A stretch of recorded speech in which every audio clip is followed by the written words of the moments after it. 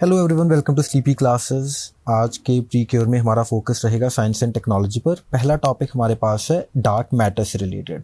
So scientist ने recently ही जो range of mass है डार्क मैटर की उसको नैरो डाउन कर दिया। तो पहले साइंटिस्ट मानते थे कि जो डार्क मैटर के मास की रेंज है that is from 10⁻⁻⁴ electron volt to 10⁻⁹ giga electron volt. अब नए जो हमारे पास रिसर्च के रिजल्ट्स आए हैं उसके तहत 10⁻³ इलेक्ट्रॉन वोल्ट से लेके 10⁻⁷ इलेक्ट्रॉन वोल्ट तक ही इसकी रेंज को सीमित किया गया है। So which is a very small margin as compare to जो पहले बिलीव किया जाता था। तो अब थोड़ा अगर हम इसकी डिस्कशन को एक्सपैंड करें, सो डार्क मैटर से हमारा मतलब क्या है। डार्क मैटर को आप डार्क एजेस के साथ रिलेट करके अगर समझेंगे तो आपको चीज़ें समझ आएंगी। डार्क एजेस में मतलब ये तो नहीं था ना, जब हम हिस्ट्री में पढ़ते हैं डार्क एजेस वर्ल्ड हिस्ट्री वगैरह में, तो उसका मतलब ये था कि उस टाइम पर अभी तक साइंटिफिक रिसर्च जो है वो उतनी डेवलप नहीं हुई, हमारे पास चीज़ों का साइंटिफिक आंसर नहीं है। लेकिन उसके बाद जब एनलाइटनमेंट आती है तो हम हर चीज़ को रीज़न के बेसिस पर देखते हैं। वही चीज़ हम डार्क मैटर के ऊपर भी अप्लाई करते हैं। डार्क मैटर से ये नहीं कि उस मैटर का कलर डार्क है, बट इसका मतलब क्या है कि अभी तक हमारे पास उसकी साइंटिफिक नॉलेज नहीं है उस एरिया की। सो ये अननोन नेचर का पार्ट है। एंड डार्क मैटर फर्दर आगे dark matter and dark energy दो चीज़ों में हम इसको डिवाइड करके रखते हैं, ठीक है। सो साइंटिस्ट एस्टिमेट करते हैं कि 68% के अराउंड जो यूनिवर्स है वो डार्क एनर्जी से बना है ना। एंड उसके बाद जो 27% इज़ डार्क मैटर। तो 67 + 27 ये अभी हम जो फोकस इसके ऊपर करते हैं। बाकी 5% इज़ अवर जो नॉर्मल मैटर जिसको हम अभी आइडेंटिफाई कर सकते हैं, जिसके लिए हमारे पास आंसर्स हैं। जो एक और इम्पॉर्टेंट फीचर है डार्क मैटर का कि ये स्मॉलर स्केल्स के ऊपर इतना ज़्यादा आपको आइडेंटिफाई नहीं हो पाएगा। फॉर एग्जांपल अगर हम हमारे सोलर सिस्टम की बात करें, अर्थ की बात करें, या जो कैसे ह्यूमंस इवॉल्व हुए, ओरिजिन कैसे हुआ, तो इन सब चीज़ों में इतना डिफ्यूज्ड इम्पैक्ट, इतना हमें प्रोमिनेंट इम्पैक्ट नहीं दिखता इसका। लेकिन जो लार्ज स्केल्स हैं कि यूनिवर्स एक्सपैंड कैसे कर रहा है, या जो आप लगा लीजिए गैलेक्सीज़ के क्लस्टर्स कैसे मूव करते हैं एक्सेट्रा, तो उन सब चीज़ों के ऊपर हमें डार्क मैटर का इम्पैक्ट जो है वो ज़्यादा प्रोफाउंड दिखता है, ठीक है। इसीलिए जब हम एवोल्यूशन की या सोलर सिस्टम की बात करते हैं, अर्थ की बात करते हैं, तो हम कभी भी डार्क मैटर को प्ले में ही नहीं लेके आते हैं ना। अदरवाइज तो हमारी सारी थेरीज ही सारी जो हमारा अभी तक की साइंस डेवलप हुई है वो तो everything would go into vain, क्योंकि अगर डार्क मैटर का इतना स्ट्रॉन्ग इन्फ्लुएंस होता और हम अभी तक उसको एक्सप्लेन नहीं कर पाए तो फिर तो सारी थेरीज ही हमारी झूठ निकल गई ना। तो इसीलिए इसका जो इम्पैक्ट है हमारे लोकल लेवल अगर हम इसको मान लें, सोलर सिस्टम एक्सेट्रा को, या जो स्मॉलर स्केल पर मान लें, तो इतना प्रोफाउंड हमें इम्पैक्ट इसका नहीं दिखता, ठीक है जी। सो ये कुछ चीज़ें हमने देखी डार्क मैटर के बारे में। इसके बाद कोविड-19 परफॉर्मेंस इंडेक्स की बात करते हैं। लॉवी इंस्टीट्यूट है, ऑस्ट्रेलिया का एक थिंक टैंक है, इन्होंने ये कोविड-19 परफॉर्मेंस इंडेक्स निकाला है। एंड इसका इन्होंने जो इम्पैक्ट है वो geography, political system and economic development, इन सब चीज़ों के तहत इन सब पैरामीटर्स के ऊपर बेसिकली कोविड-19 के इम्पैक्ट को स्टडी किया है।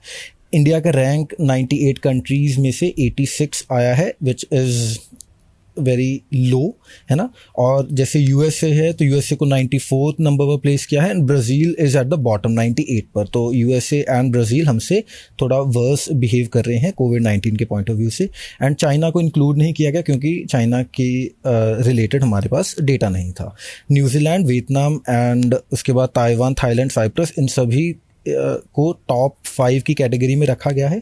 तो अब कोविड-19 परफॉर्मेंस इंडेक्स के इंडिकेटर्स क्या हैं ये जानने ज़रूरी हैं। 6 इंडिकेटर्स हैं हमारे पास।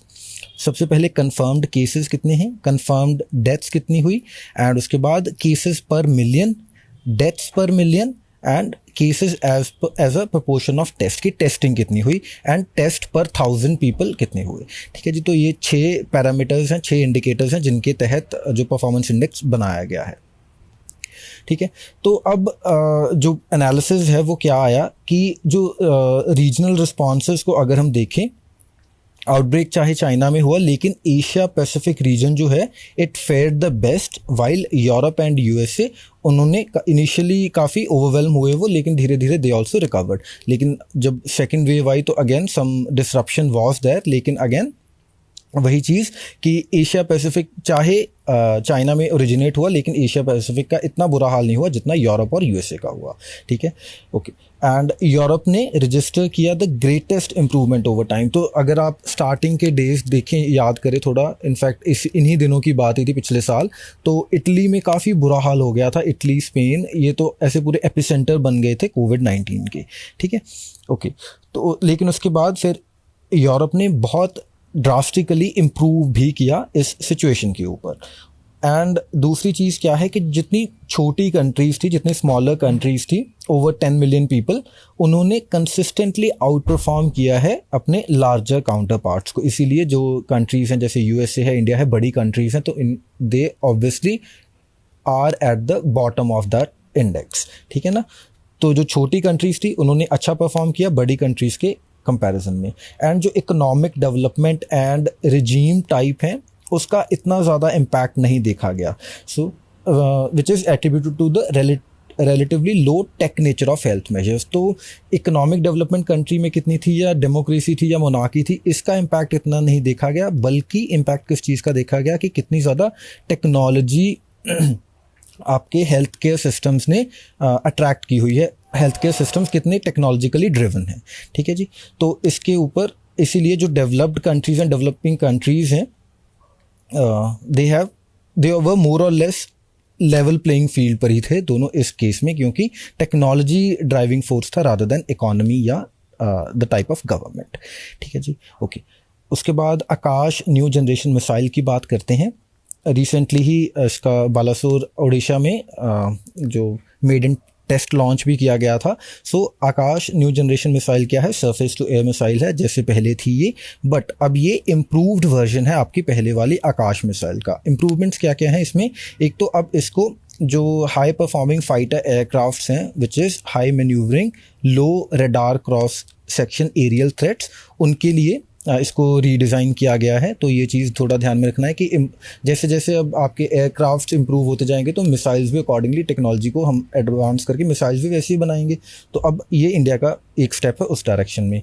ओके, इसके बाद क्या है, ये इसका जो इंजन है उसमें भी अब हमने थोड़ा चेंजेस किए हैं। पहले रैमजेट प्रोसेस को फॉलो करता था, रैमजेट इंजन था आकाश मिसाइल का, अब इसको कर दिया है 2 पल्स सॉलिड रॉकेट मोटर, ठीक है जी। ओके, एंड इसके बाद अब हुआ क्या है कि जो रेंज है वो 30 किलोमीटर से बढ़ गई है, एंड इसका वेट काफ़ी ड्रास्टिकली रिड्यूस किया गया है बाय हाफ। तो 700 kg था पहले, अब 350 kg है, ठीक है। एंड जो टर्मिनल वेलोसिटी एक्सेट्रा है वो इतनी ज़्यादा बढ़ गई है इस इंजन की बदौलत कि अब it can even out perform जो आपके एजाइल एनिमी फाइटर प्लेन्स हैं, उनसे भी आगे निकलकर जो मिसाइल है it can do damage to them, ठीक है।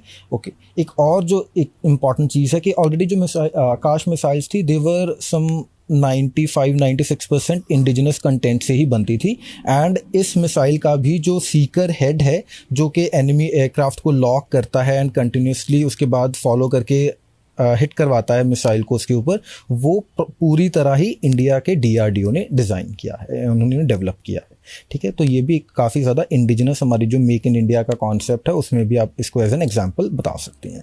तो अगर हम प्रिसिजन एंड स्पीड की बात करें तो 80 किलोमीटर तक 80 किलोमीटर से ही पहले ही डिटेक्ट कर लेती है आपकी ये मिसाइल कि अगर कोई फाइटर, कोई एनिमी एयरक्राफ्ट वगैरह आ रहा है तो। एंड उसके बाद बाय द टाइम जो एनिमी एयरक्राफ्ट 50 किलोमीटर के अराउंड आता है तो अपने आप इसके कंप्यूटर्स लॉन्च कर देते हैं to the impact point and missile launch हो जाती है। एंड जो 30 किलोमीटर के अराउंड हमने देखा था इसका कि it can basically do the damage, तो इसकी रेंज अब 30 किलोमीटर से बढ़ा दी गई है, ठीक है जी। So that is all in the context of procure today. And हमने साइंस एंड टेक से रिलेटेड कुछ डेवलपमेंट्स देखी, डार्क मैटर एंड उसकी मास रेंज के बारे में डिस्कशन की, है ना। उसके बाद कोविड-19 परफॉर्मेंस इंडेक्स के बारे में जाना, एंड फाइनली आपकी आकाश न्यू जनरेशन मिसाइल के बारे में कुछ फीचर्स डिस्कस किए।